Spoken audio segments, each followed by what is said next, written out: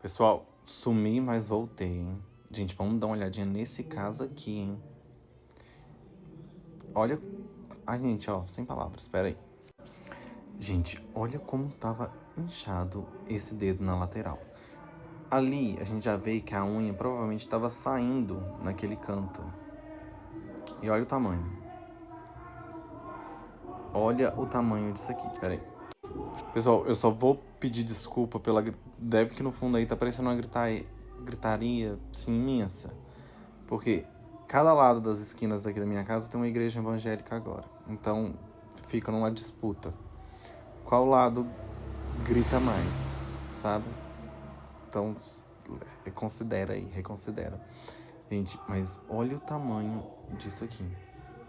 Isso aqui tava tudo aqui dentro. Por isso que ocasionou essa inflamação. O que vocês acharam, hein? Deixa aí nos comentários.